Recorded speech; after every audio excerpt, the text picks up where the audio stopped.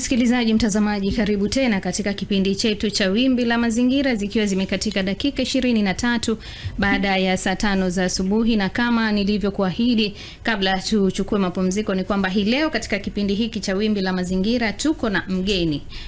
Mbali na host mwenzangu ama mzee ama mkuu, tuko na mgeni katika kipindi hiki cha leo, na kabla tuende mbali ningependa aweze kuchukua muda huu aweze kujitambulisha yeye ni nani, ametoka wapi na jina la shirika lake, that is katika shirika hilo wewe ni nani na unafanya nini hasa. Karibu sana. Asante sana Ruth.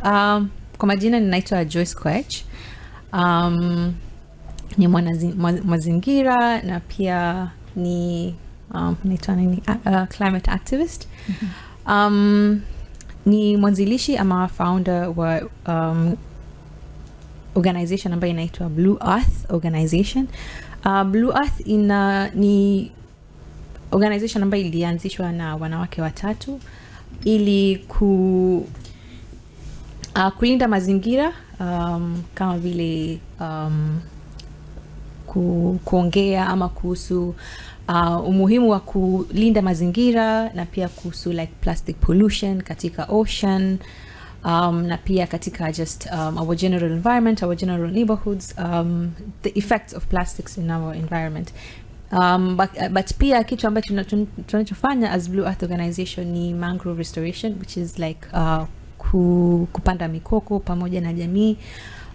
Tumekuwa I think in existence for the last maybe 5 years, maana tulianzisha kikundi chetu in 2020. So far tumeshirikiana na kikundi ambayo inaitwa Mkupe Mazingira, ambayo wako located kule Mkupe, hizo sides za SGR kule Miritini, and tumefanya kazi nzuri sana na wao, to the point I think tumepanda more than 56,000 mangroves now so far.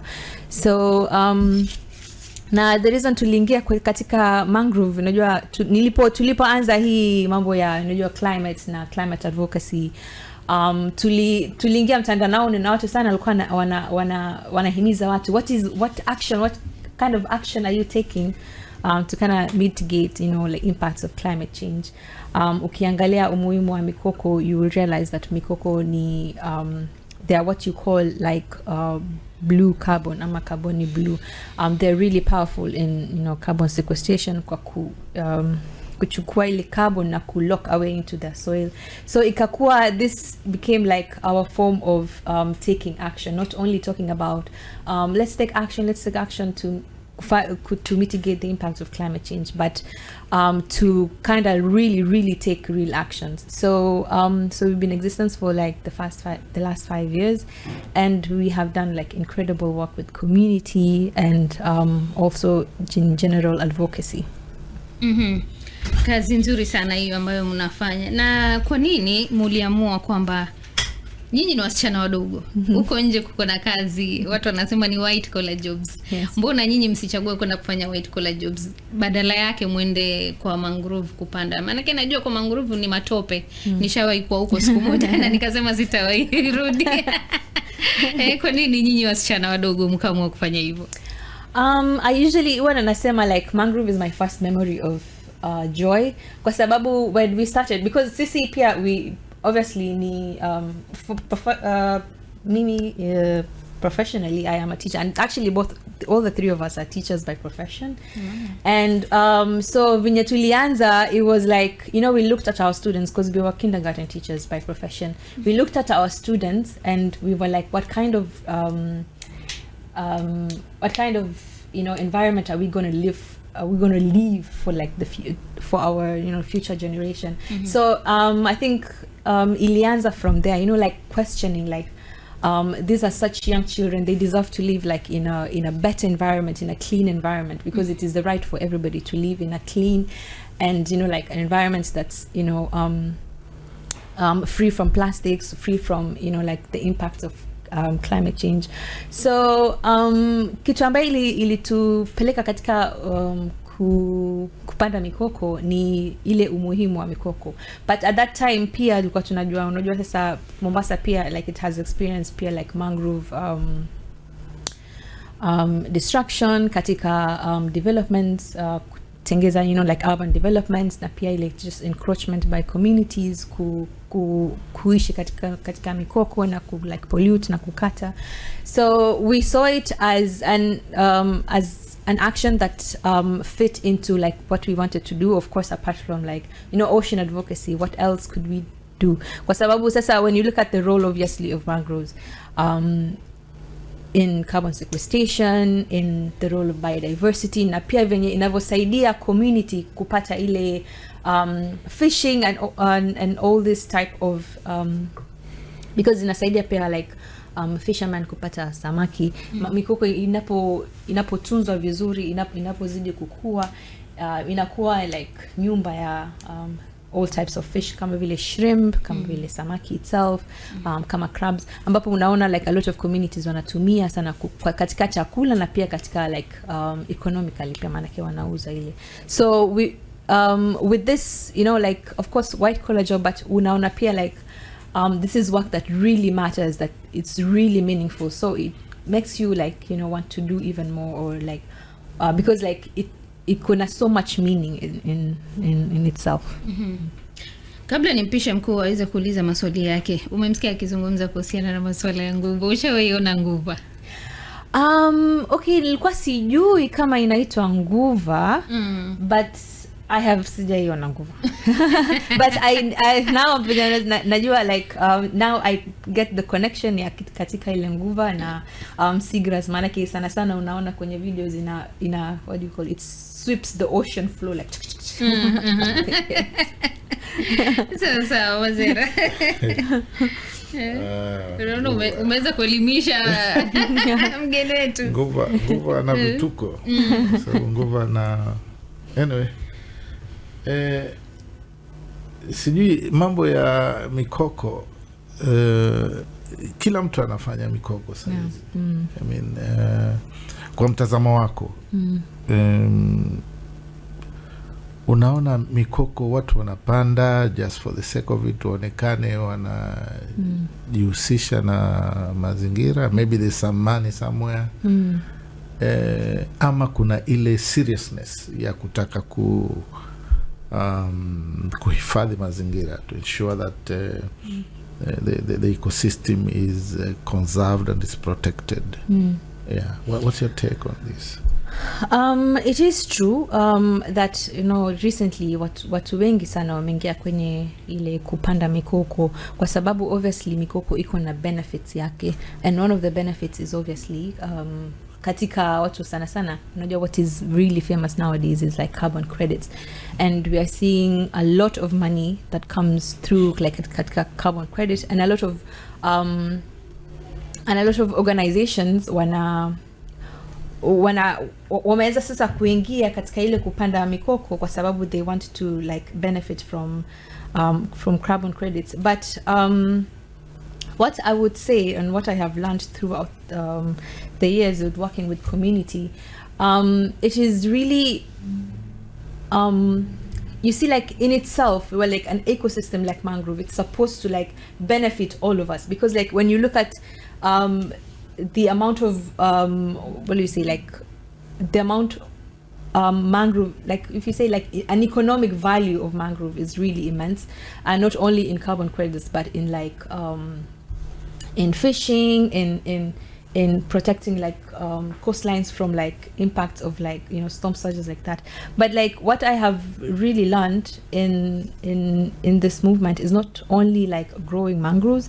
There's an organization that I usually follow, it's called the Mangrove Action Project, and they recently released a report like a lot of 90% of mangroves fail because obviously people planted the wrong way, they planted the wrong direction. But for me right now, I think planting is important, but I think preserving the ones that are already there is the most important thing, because you see like mangroves, they suck in a lot of carbon, and you see like small mangroves, they as they grow, they suck in carbon as they grow, but their biomass is not like a lot. But when you look at like old and healthy mangroves, they suck in even more carbon. So you see, like I think for me right now, it's really important to kind of like invest in making sure that we are keeping the mangroves that we have healthy and alive, making sure that communities are much more empowered, that they are benefiting from mangrove in a sustainable way. Because like planting, obviously it's not we're not gonna do it forever, but we need to kind of like make sure that we are protecting the mangroves that are already there, and we are making sure that it has like proper hydrology, which means like, you know, observing like proper hydrology, that they have water, and that the whole system is just like really healthy. Apart from planting, which is really good, but I think kind of like maintaining and protecting the old mangroves and making sure like there's like proper hydrology where mangroves can continue thriving, and this way a proper thriving ecosystem is able to like be a ripple effect to like the community. Katika jamii kule ambako umeenda, mkiingia mlipata mikoko, as mlikuwa mnapanda mikoko, pengine kuna historia yoyote ama any knowledge mlijifunza kutoka kwa jamii ya kuhusiana na mikoko? Kama vile nilivyosema, like, you know, just sasa my knowledge is not in mangroves. Technically, like sikwenda shule, I don't have like any knowledge in that. But through like kufanya kazi like na community, I learned a lot about, you know, like how to restore, because they were in a community that they were already like doing like mangrove restoration. Now the reason why we wanted to like work with them was because at first, obviously, they were fishermen, and I think the way us as Blue Earth Organization tulikuja was like manake tunakwambia where we are currently working with like community, ilikuwa like pale around Mkupe, and there were like some patches, you know, like we were just like some sort, it's not like technically planting, but kind of like doing restoration work, kind of like just restoring patches that were, you know, like cut down. And also, I think one thing that we were really tulikuwa tuna emphasize sana is like kind of like community like empowerment, for them to realize how really important it is to like just conserve and not to like, you know, cut and stuff like that. Katika swali lako, I think nimepotea kidogo, but what were you saying? Is there knowledge that we gained? Right. Yes, I realized that in planting there's a certain species that naitwa Rhizophora. No, sorry, not Rhizophora. Syriopstagal. I think ni muia katika Kiswahili inaitwa. Walinambia like manake kuna kitu inaitwa kisiki. Yeah. I learned kisiki. Kisiki is like the stamp, and also like could be like an old mangrove ambayo ilikuwa imekatwa. So like alikuwa anasema like let's try to plant around the mother tree, because the mother tree inapatia nutrition, because as mangrove ikiwa, the mangrove tree inapokuwa unapata pale katika ile down the mangrove inaanza kutoa zile like the soil starts coming up, and within a span of time you'll find that the whole place inaanza even if it's like a place where it's like mud flat, usually unaambiwa tusipande hapo, but like you'll find like the more you plant around, like maybe maybe 1 or 2, 3 seedlings around the mother tree, unapata ile ecosystem ina. So these are the type of knowledge that I gained from the community, and also them just guiding me on how they knew, and then obviously plus me going and researching and reading, and tumekuwa na like some form of workshops ambayo we've invited also scientists, or we've invited people like experts to also kind of like share like what are we doing wrong and what are we doing right, and just ile ku share. Yes. Now mkiongea kuhusu 56,000 mangroves zile mmepanda. What is the first thing you do in the morning when you wake up? Walk the dog. Brush your teeth. 56,000 make some toast. Ambazo mmepanda. You should be listening to the breakfast. Hizi zile ambazo zime survive ama kuna nyingine ambayo mlipanda nyingi zaidi na hazikuweza kusurvive, na pengine ni survival rate iko vipi na sababu zake ni gani? Okay, so the reason why Nuwa nasema like it's really important to like work with community ni the relationship that we have built with the community. At the beginning, it was like because tulianza kitambo sana, like, and we started with like planting like 200 seedlings, like a certain, because like like pia you need funding to like do all this type of activities. So there's a 56 it would be like the amount of, because like we don't plant only in one area. We have gone to we've had activities in Lamu with like a friend of ours that is in Lamu, in Mkupe, also in Funzi Island, and so all these like sum into like the amount of mangroves that we have planted. I would say like the survival rate would be, I do not know how to give a percentage, but I think the survival rate also depends on the how you planted them, because I feel like sometimes ukikuwa na watu wengi, like, because also there's a certain way that you have to like plant the mangrove itself, and also depending on also like the seedling. One challenge that we have katika kupanda ile mikoko is like when ukipanda ile the propagule itself ambayo inaitwa like from the species like the syrup stagal, ukipanda ile propagule in like a certain area, because I've noticed that the ones ambayo manake tulianza kupanda hizi syrups nyingi sana like last year, because obviously we needed to like fix to mix a lot of species, because like in Mombasa or in that area we have like around 7 species. Sana we tunapanda like the Rhizophora, the Bulgaria, the syrup stagal, and tunajaribu pia to plant other species, but like also like we don't have like the knowledge and capacity to do that. We're still learning, but kitu ambaye inapata katika challenge and a survival rate ya like syrup stagal ni tunapopanda ile propagule, unapata like zile crabs zinakuja kukula ile the propagule. So unapata like ukipanda mahali, if you like planted like maybe 1,000 in that area, or like 500 in that area, you'll find like probably like if it's like 1,000, you would definitely probably maybe utapata like maybe like 100 or maybe like 50 of them have not survived. Ama pia saa zingine unapata zimekauka already, ama saa zingine pia unapata zimekuwa in a way imeanza kutoa ile the leaf, and then all of a sudden it dries up. I think one of the community members pia alikuwa anasema like it also depends like ukipanda katika ile msimu like wa kiangazi, because like hizi nyingi sana huwa hizi the syrup stagal sana huwa unapanda katika huku almost to the shore, not deep into the so unapata maybe mostly they advise me to plant katika when it's like during the rainy season or when the tide is high and zinakuwa submerged into the water like most of the time. So those are like maybe challenges ambayo nasema I have experienced, but we learn as we go.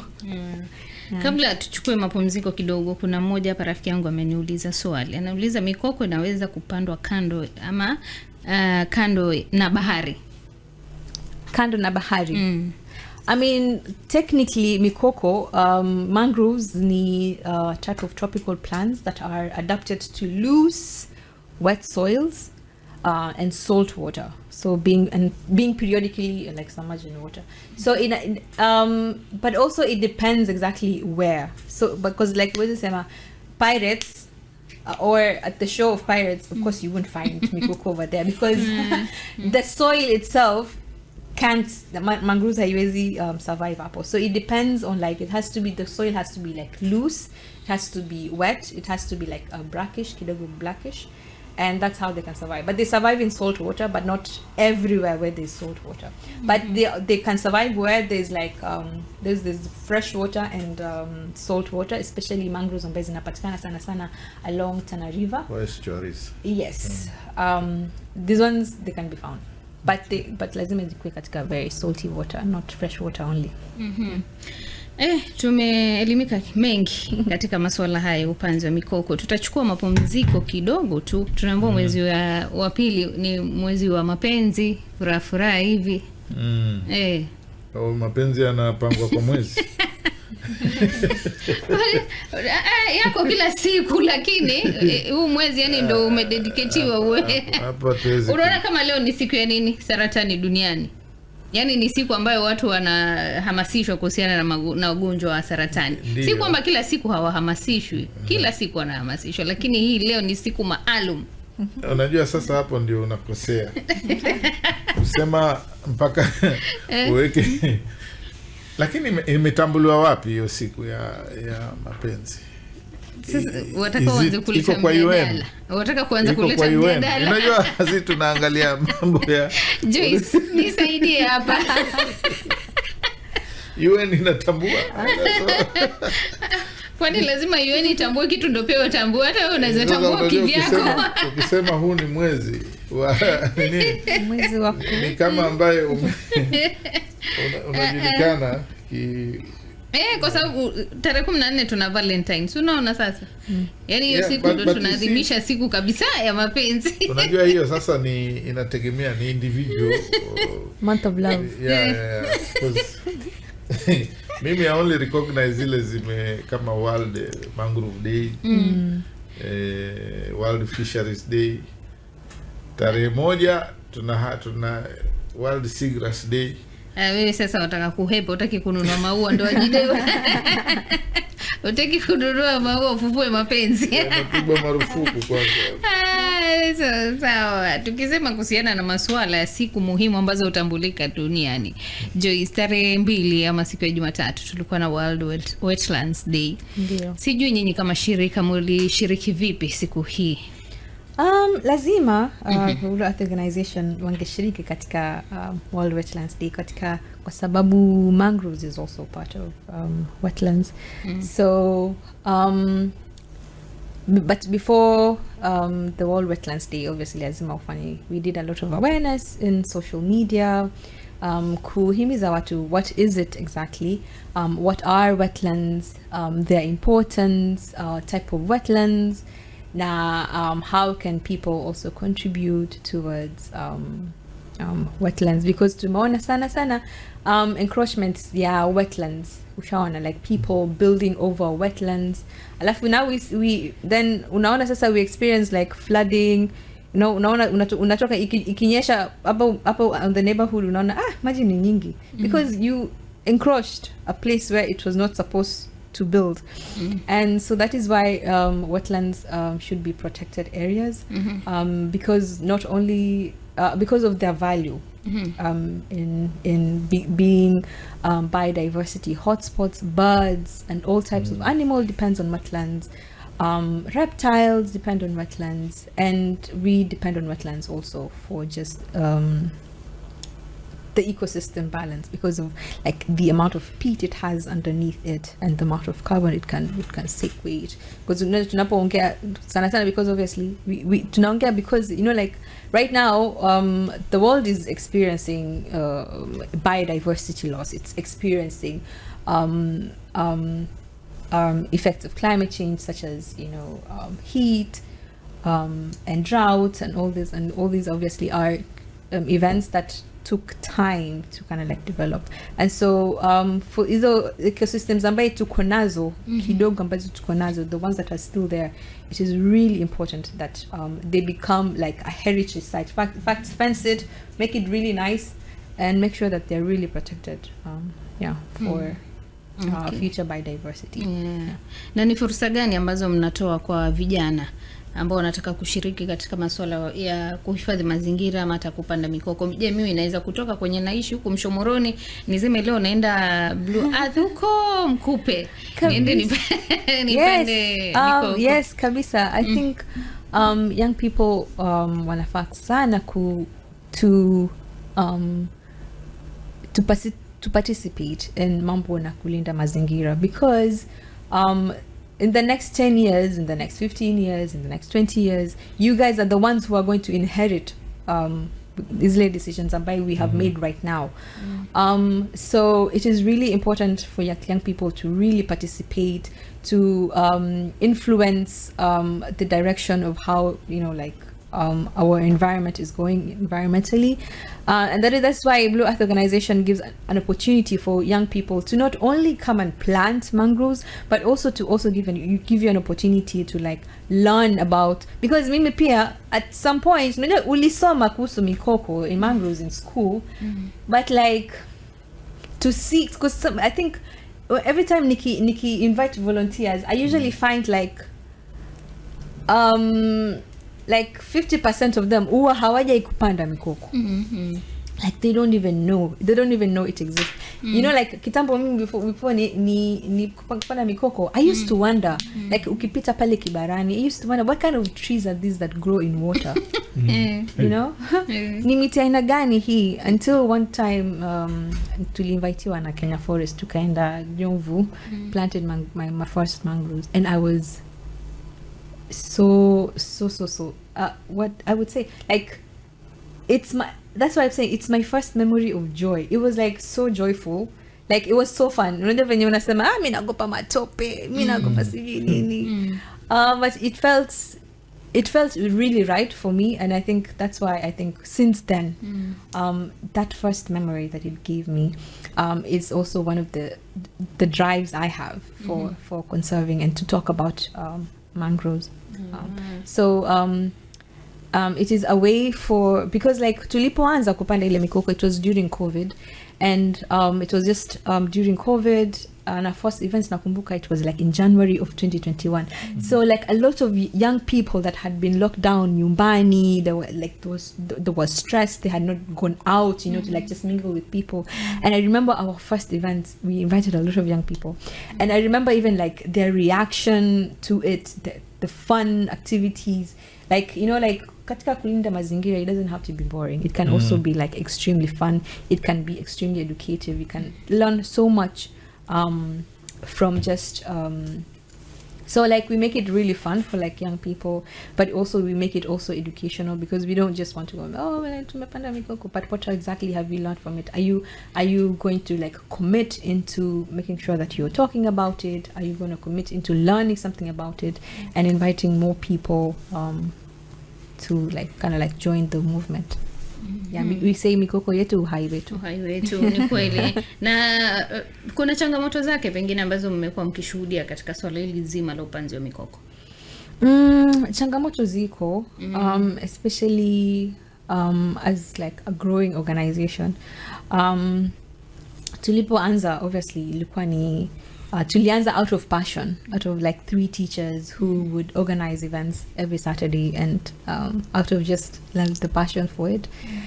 And over the years, you know, like you learn like its importance, and you're like, you know what, this is our lifeline. And also like I think kitu ambayo ninapenda ku highlight is like, you know, tumesikia like recently Hala Park is under threat. And if Hala threat is under threat, do you realize that we won't have like forests around Mombasa? So like the only forest that we would have is now mangroves peke yake. So which katika changamoto za like in mangroves, obviously at first is how to like restore it in a how do you say, in a meaningful way that you're making impact. Because I really believe into making sure that we are restoring it in a good way, making sure that we are looking at hydrology, making sure that we are planning it in the right place. So at first it was like this knowledge, how do we make sure that, you know, like we're not just only planting like mangroves, that we're also planting like at first that was the first thing, figuring out how to, you know, like plant in a correct way.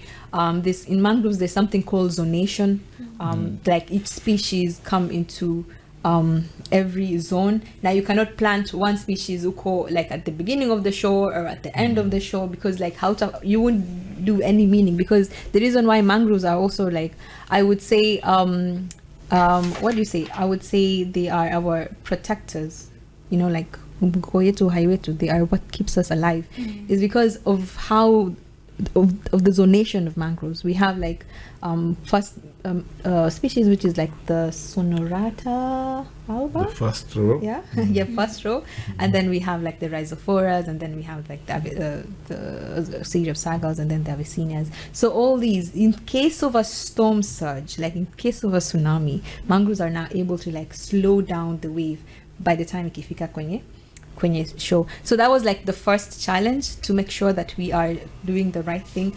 Another challenge is obviously to get people to believe in your mission, to get people to believe that this is a really important thing that we are doing to now. Because like it was like I remember when I first started, people used to tell me, oh, that girl Ilambe, and the girl who digs holes and plants trees.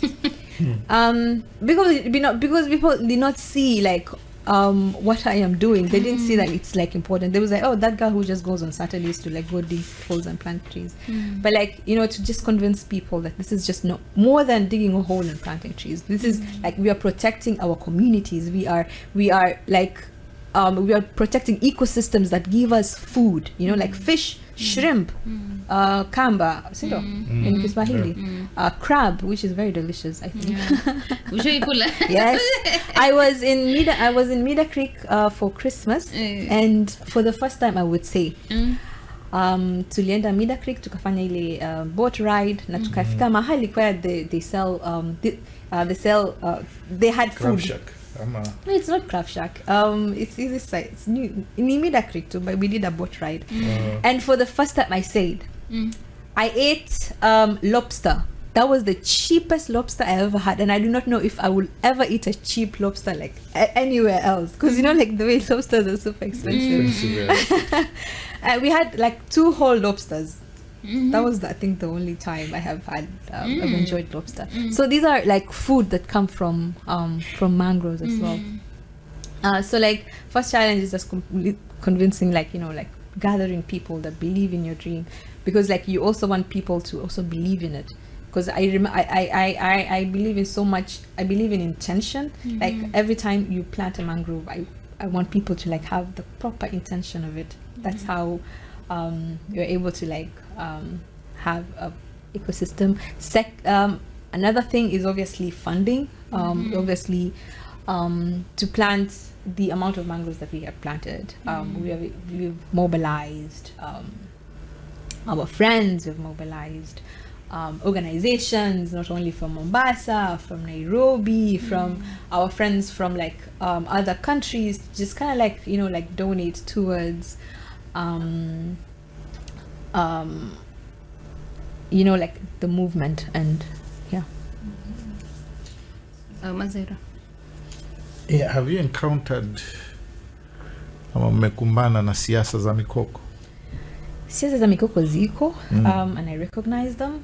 Ziko vipi, and how have you how are you navigating? The first I think the first challenge that we had was tulipokuwa tukianza kupanda mikoko.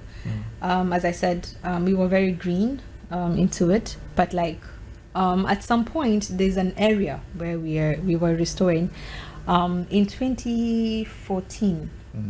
Tuliambiwa hii area you can no longer come here because there's somebody who owns the place. Water. Like some form of tycoon who sides where we're akasema this place is owned by a certain person. And we were like, now what will happen if they come and build erect a certain building on this? So, and I would say like the community really helped a lot. I think obviously it was challenged in court. The community that I work with, and there's a guy called Athmani and Ali and Kina Chindoro. They were really involved in Chindoro, they were really also involved in it. And at first I really did not know what to do. Like I felt like completely powerless. But I think this issue was later resolved according to did it come as a surprise that no, unajua tu mikoko tu just go in. Unaenda tu na mimi nachukua tu kwa kwangu niende nipande na niende zangu. Like honestly, like at first, like I was really not like obviously we have people who have encroached places that but I had faith, like in the system in protecting the 10% of forest cover. But I think now the situation has been handled. And in fact hata alikuwa tunatukubaliwa hata kuingia, hata to go even close to, but right now I can go and I can monitor the ones that I have planted. And yeah, because I remember there's an organization walishikiwa mabunduki as well. Yes. Kaambiwa tusikie tu mumeenda. Actually I was told like by one of the communities at Athmani. I think it was us, but at that time tulipoambiwa hapa kuna kashida kiasi, we decided to like not go there until the situation was resolved. The other issue is about livelihoods. Yeah, when you tell people to plant and tell people not to cut,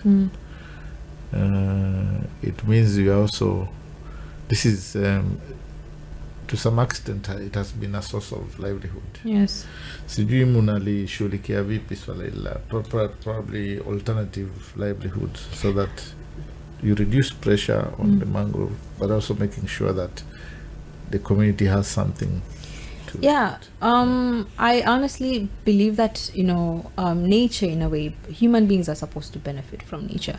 Nature gives us food, but also to some point it has to be done in a what do you call, in a sustainable way, because if you do it in like if we extract mangroves in a way that is not sustainable, then obviously it's not going to benefit us. So even Sai, when you talk about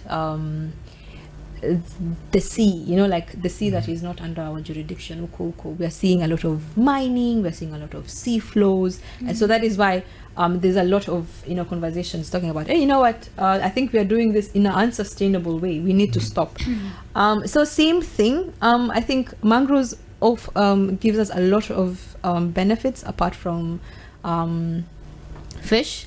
There's ecotourism that we can benefit from mangroves if we invest properly.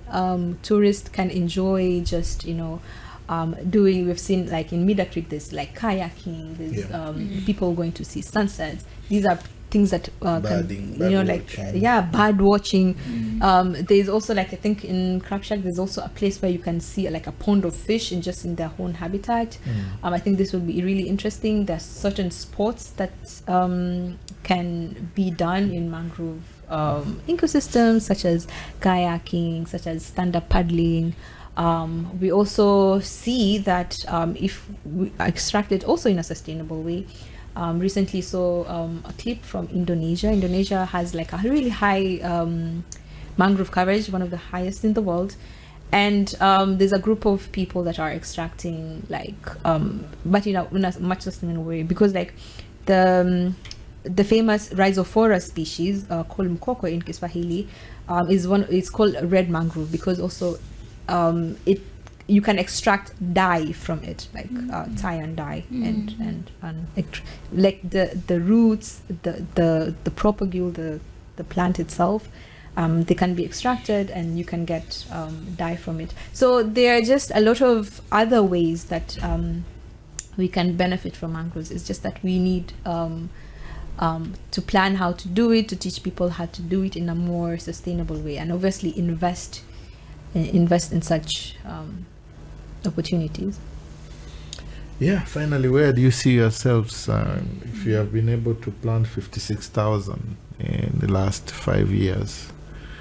Given that trajectory, where are you seeing yourselves in the next 5 years? I have a vision. At first, when I planted my first 200 seedlings, I was like, okay, now I'm going to do 10,000. So in 2021, I said in 2020, December of 2020, I planted my first 200, and I was like, I want to plant my first 10,000.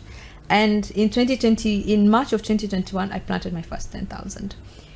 And from there, I was like, okay, now we need to plant 30,000. And we were able to do that. So in the next 5 years, I definitely want to run for something called, I call it now Mikoko movement, of planting 1 million all over the 4 counties, Kwale, Tana River. I really want to go to Tana River as well, and see, because I heard like these are mangroves that are really mature, because like they grow really well in also the place where there's fresh water. So just to collaborate and to partner with as many communities, as many organizations, as many young people to kind of like rally into planting the 1 million. That is what I see myself heading. And I want to be known as the lady that plants mangroves also. When you hear my name, just goes, ule msichana wa kupanda mikoko. The lady that's running the Mikoko movement. Hata mimi unanishangaza, unajua watu wengi wa kutoka bara au wanaambia hawajui mikoko ni nini, lakini naona uko na passion ya mikoko. Yes, I was born and raised in Mombasa, so yeah, it's my home. Msikilizaji, mambo ni mazuri na matamu bado kuhaga mkoko sasa. Bado kuhaga mtoto, for real.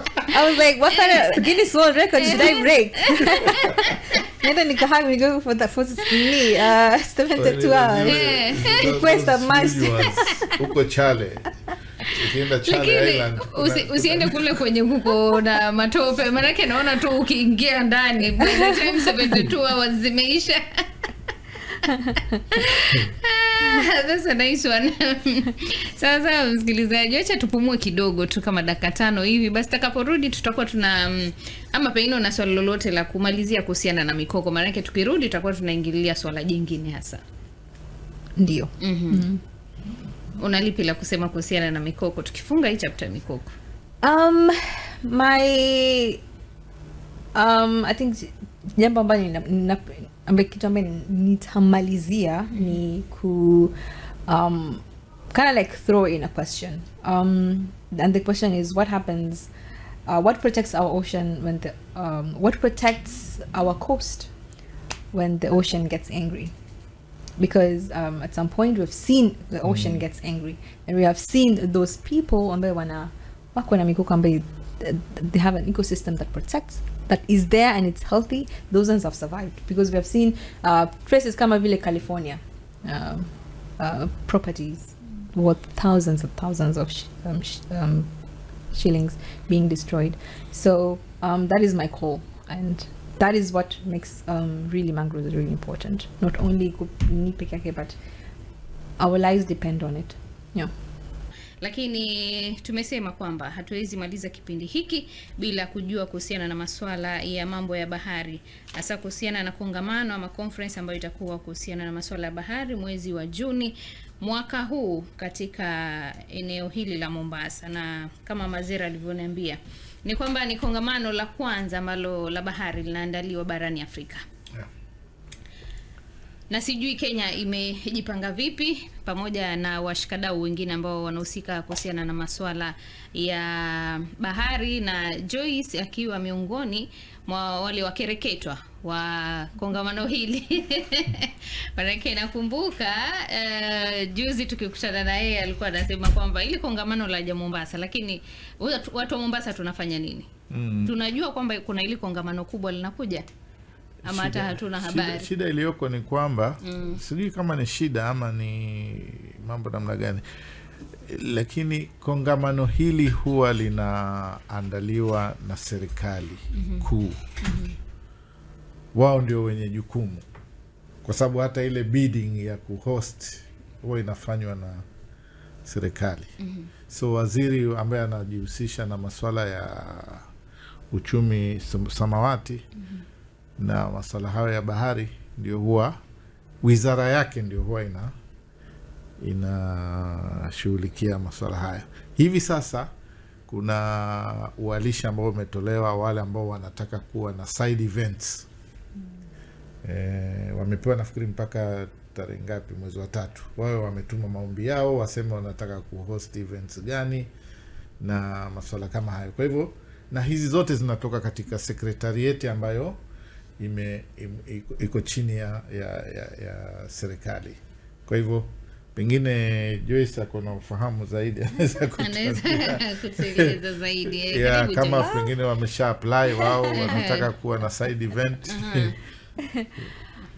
Kusema kweli mimi pia bado maanake meetings zilifanyika, meeting na secretariat wa Ocean Conference ilifanyika I think last week.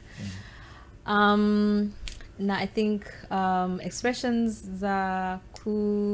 of interest za kufanya side events na exhibitions I think zimeshaanza kutoka sahi, so I think unaweza ingia kwenye website yao na uka apply, but ulikuwa umesema lazima apply katika side events za consortium ama group of organizations ndio upate side events.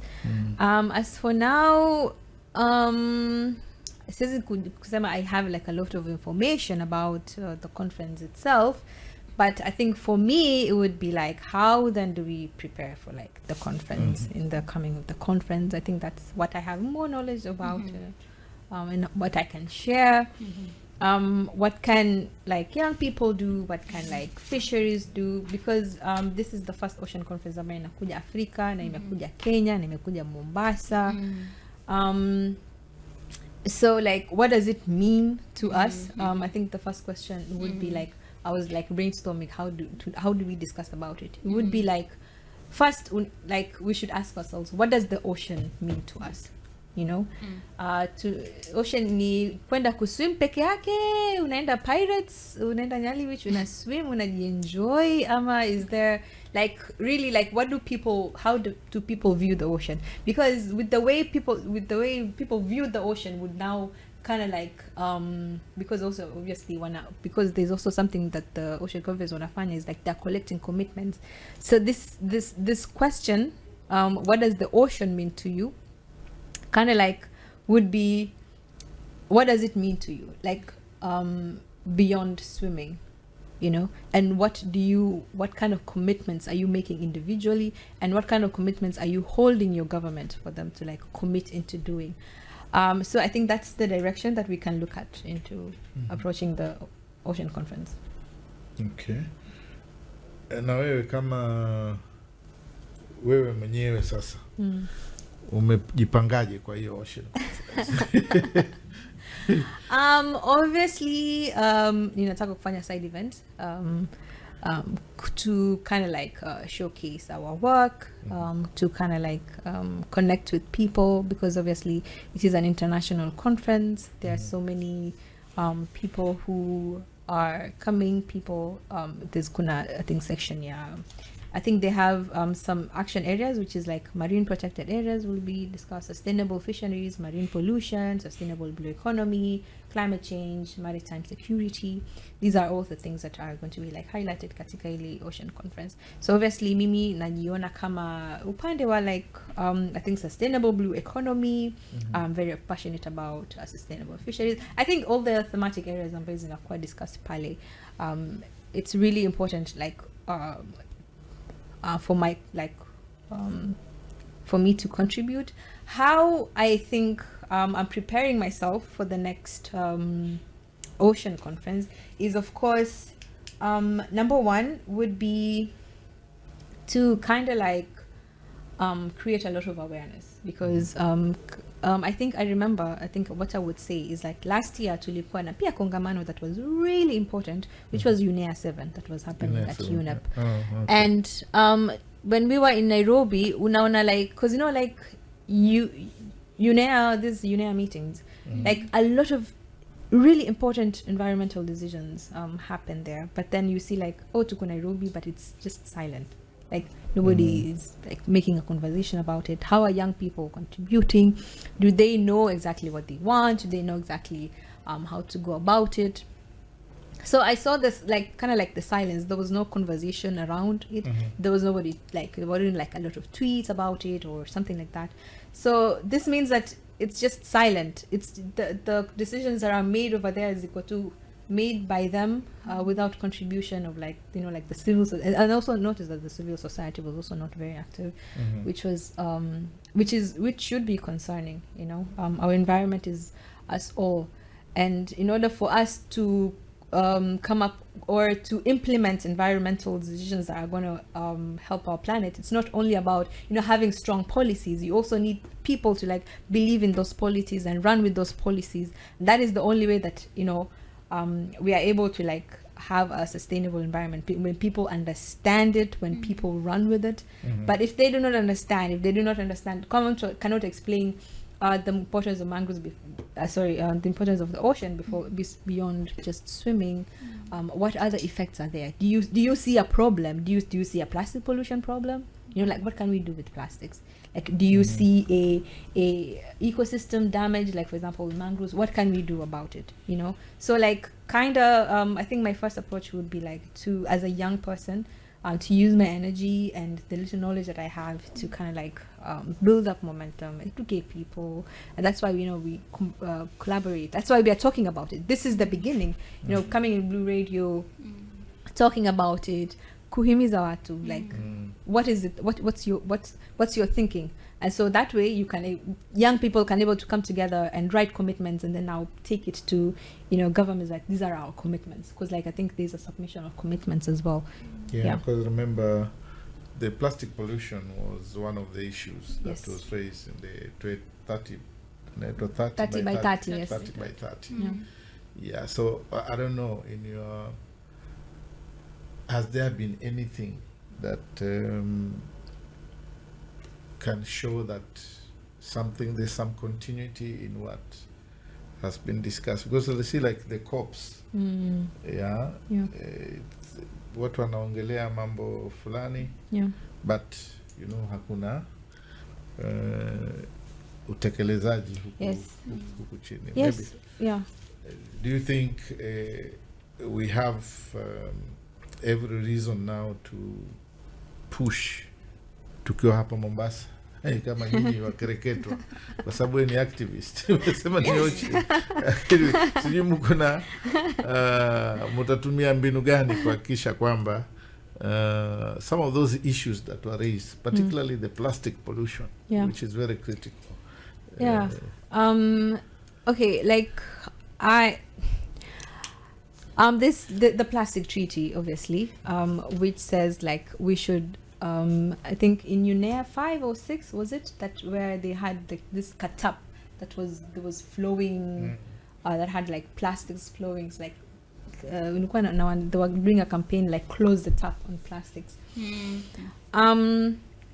So obviously all these, first of all we need to kind of like emphasize on governments and countries to like ratify these treaties. But we have seen that ratification is just on paper. We have the US leaving the plastic, we have the, you know, countries like the US leaving the Paris Agreement, even though that was a treaty. So we are looking at like, you know, like even though we emphasize on people and countries ratifying, you know, like for example, right now I think one of the things that are going to be discussed at the Ocean Conference is the BBNJ, and we were celebrating in January that January 17th that countries have now, you know, ratified. Now we can run towards it.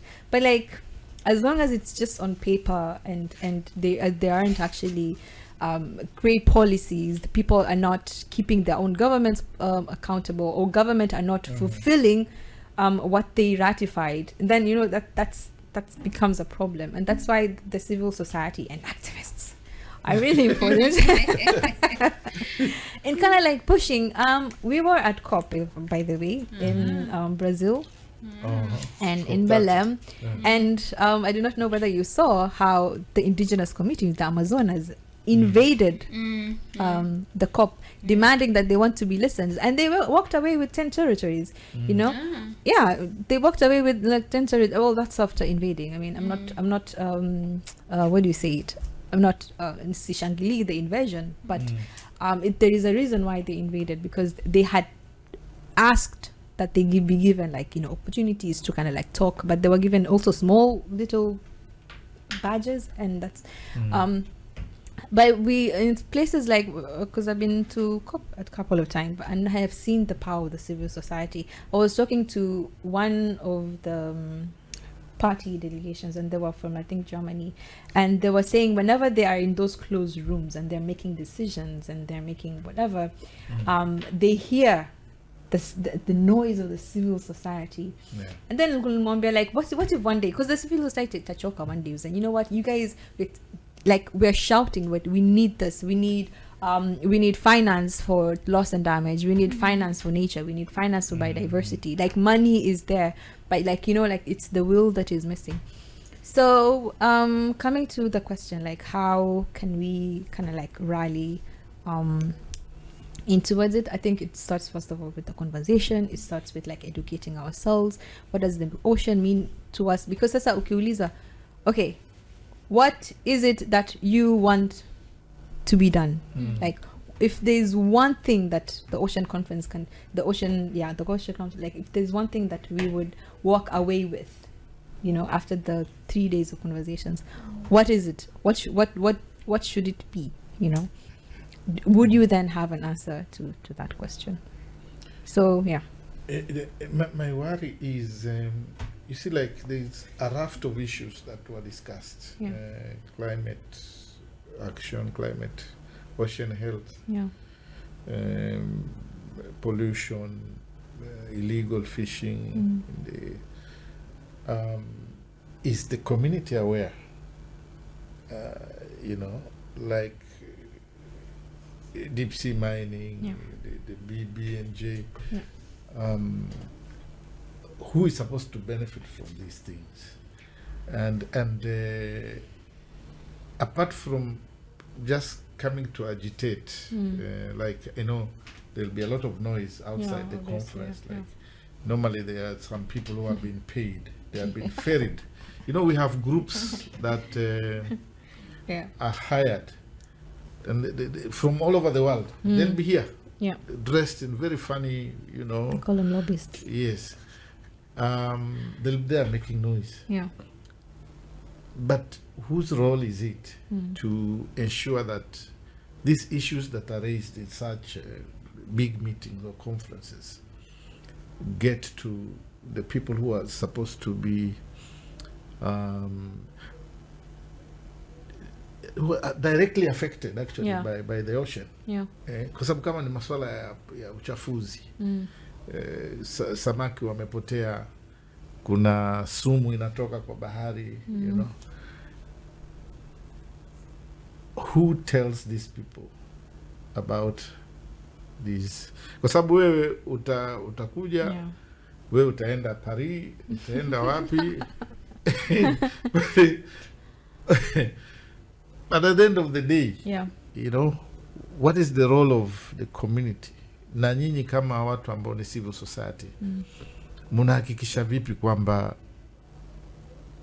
role hii ya community, ya jamii, inatekelezwa na wao wanapata pia kujua ni mambo gani yanaendelea? See, I think that is why you mentioned about the conference that you guys will be doing in, when was it? 30th April. Yeah. Because I think this is how it starts. Because like, I feel like because also Pia, I do realize like sometimes we make a lot of noise, but sometimes it can be difficult, and it can be, what do you say, demoralizing. Because, you know, when, for me especially, like, I have been in the climate space for a very short time, right? And going to COP30, I went with so much hope, because 30 means 30 years of climate conversations and nothing. I went with so much hope. I was like, this is the one in my lifetime. This is the one that's gonna change, but nothing, you know. And as a person who is, you know, who was really helpful, because like every time, like, you know, you leave coffee, like first of all you're exhausted, umechoka, and like the things that you were calling for like probably they were not mentioned, or like you don't see any progress. Yeah. Actually, hata kuna rafiki yangu mwingine alikuwa anamwambia, akaniambia hizi vitu tunaenda tu tunaongea, lakini after hapo yani hakuna kitu kinafanyika. Yeah, it's because like, unapata wengi wenye wana violate hizo sheria ni hao wakubwa wenyewe. Yeah, because like we had you're looking at the beginning, you know, there's like going to be mining in the Amazon, and then yet it was COP was known as the People's COP. You know, like that's why they took us all the way to the Amazon to just go and see it, and then what? You know, like what was the benefit of it? In fact, we had the communities that live there invading, telling you, hey, listen, you're not even touching on what you had said that you were going to, you know, discuss. I think how, you know, like looking at how, especially like your questions, like how can, you know, like communities, like who benefits from these conversations? At the end of the day, you will say like probably the communities are always at the end of the day get the short hand of the stick, you know, because like you will see people calling out for funding, you know, like fundings on mangroves. It's there, like the mangrove project. I think the mangrove breakthrough has a vision of like how many 40 billion USD, you know, like I asked, how is this money going to trickle down to like the small little community? When we call about climate finance, when we call the loss and damage finance, how is that money going to be make sure that in a trickle down to like make sure actually it's and there's no mechanism for this, you know? Yeah, because you know, talking about funding, I'll give you an example of the seagrass story. Yeah. Pew Foundation, which has taken up the role of research and even sensitizing communities about seagrass, alone is pumping $100 million for community involvement in that work. So you'd want to know, like, can you go to the community now and ask them whether they are aware about this initiative, or what is really happening? Is it the issue of using the community kama chambo?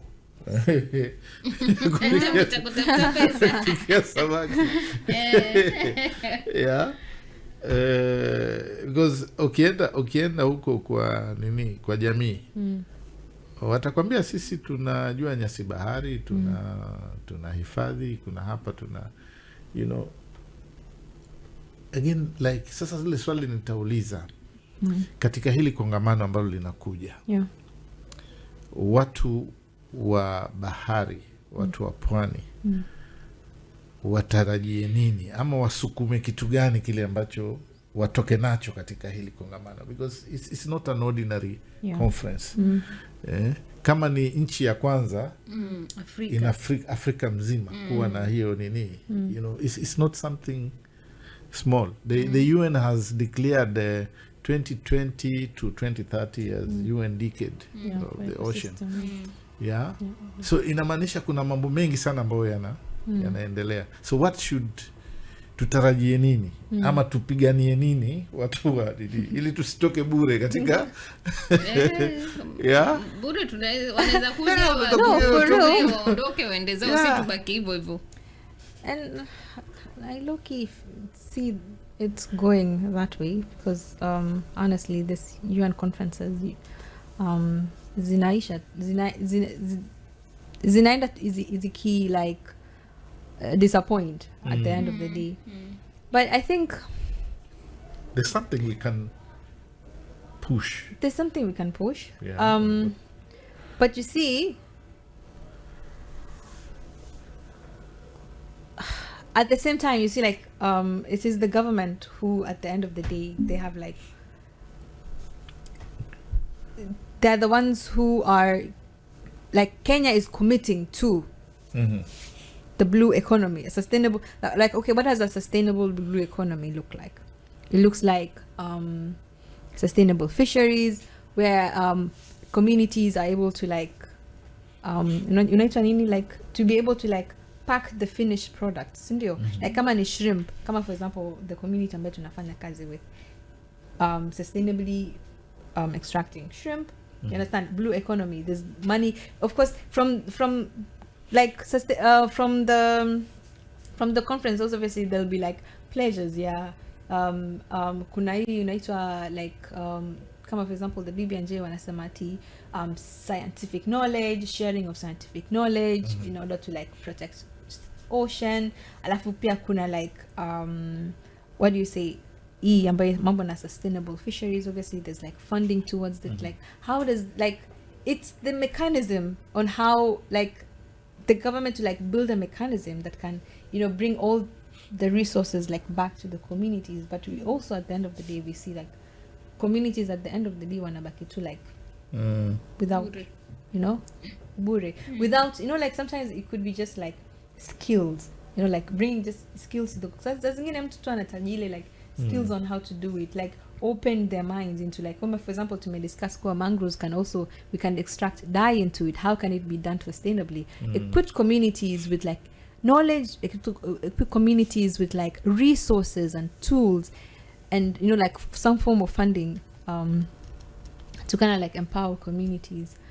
As for like what can we really walk away with from the ocean conference, I also colorful speeches. The speech very nice. It is. It's gonna be like lots of speeches. Yeah.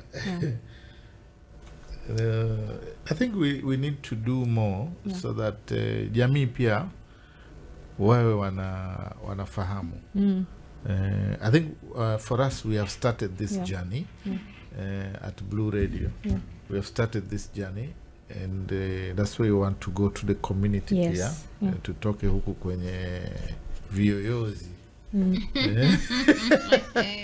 and go around and go to the ground and go to the ground so that kile kitakachofanyika June watu wawe at least na idea kwamba kuna hii kitu inakuja na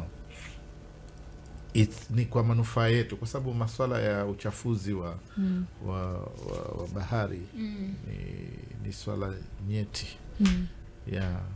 So kazi kwenu, kazi kwetu. Pengine ilikuwa ni swali langu, lakini ninaona lilijibu partly. Ni makongamano mangapi ya kimataifa umewahi-attend, na pengine Kenya tunaweza wajifundishe, wapatie mawili matatu ambao pengine wakitilia manani kongamano hili, mbali na kunufaisha washikadau, pia litaonekana ni kongamano ambao limefana hata makongamano mengine pia ya kimataifa yaweze kuja Mombasa. Ungewaambia advice gani kilinganisha na zile zenye umesha-attend hizo za kimataifa? For me, nime attend the climate conferences. The climate nime attend for now. I have attended 3. Ile ya Dubai, for Baku, and for COP30, Brazil. And I have attended 1, biodiversity, which is the CBD COP, the Convention of Biodiversity. So lako ilikuwa ni kitu gani ambacho ulitoka nacho huko ambacho ni advice unaweza patia serikali yetu itilie maanani katika kuandaa kongamano hili? Unajua sasa, for example, all the time, like tukienda kwenye hizi conferences, kuna vitu inaitwa like, for example,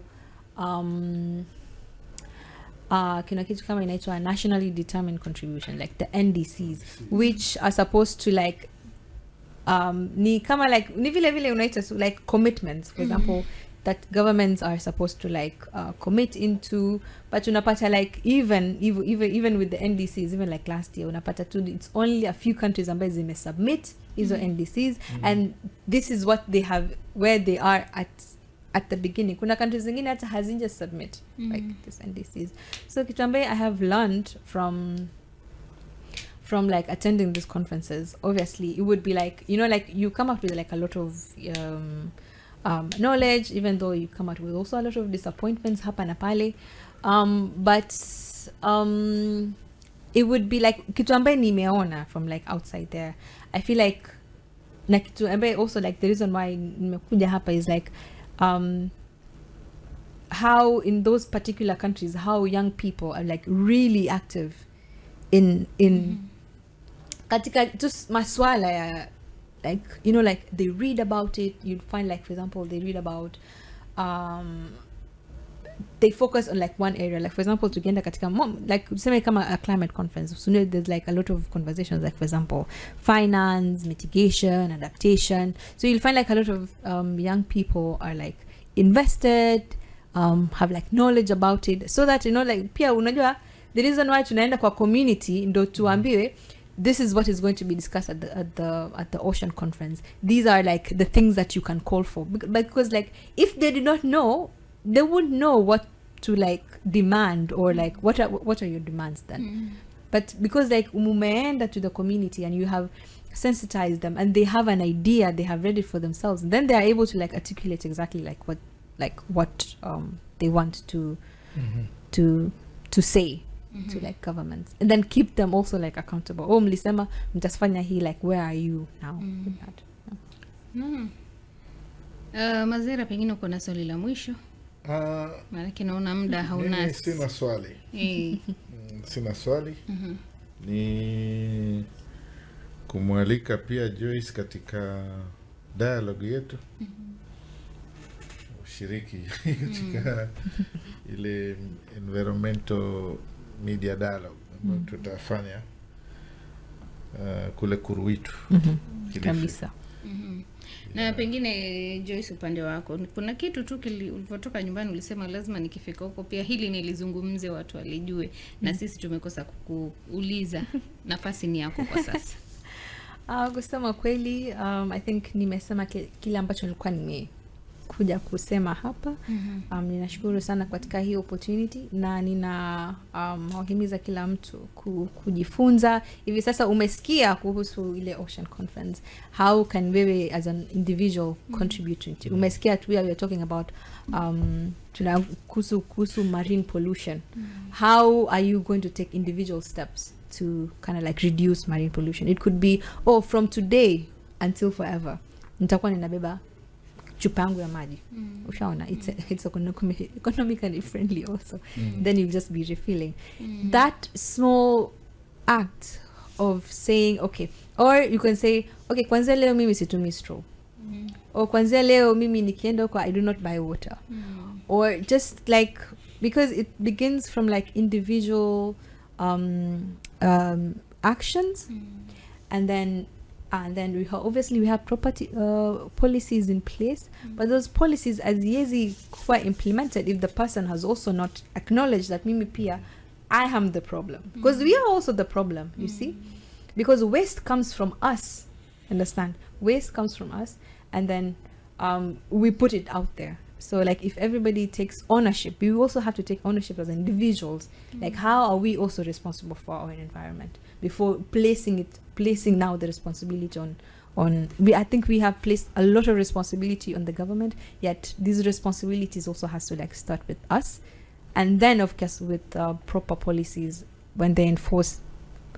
Because like I have gone to like one country where usiku midnight, you know that there's no cars around, but hawezi kuvuka hile zebra crossing kabla taa iwake. That is like individual, like imemwingia kabisa as a side. So same thing, because sasa tukisema okay tuweke a zebra crossing, everybody to follow. Have you been to Rwanda? Like completely, and Rwanda is a perfect example of what happens when you completely ban single-use plastics. The rivers are clean, the area is clean, and it's also a choice by, you know, like people as well. They have decided like we want to see this is what we want to see, and they run with it. It makes the work of the government easy. Kweli. Mjadala mzuri na bila shaka ni ambao tunaweza kuuendeleza hata beyond hiyo Ocean Conference. Tutaendeleza saizi tufike Ocean Conference, na baada ya Ocean Conference tutaendeleza na siku nyingine tukikuita tena Joyce. Ni matumaini yetu kwamba utaweza kufika na kuweza kushare your experience so far. Kabisa. Kutoka kwangu Ruth Kea na Mazera Nduria, ndio tunatamatisha kipindi cha Wimbi la Mazingira kwa siku hii ya leo, na hadi juma lijalo nitakuacha na nyimbo ya Manubaya zinasusumila. Hii nyimbo naipenda. You're listening to Blue Radio, bringing the vibe.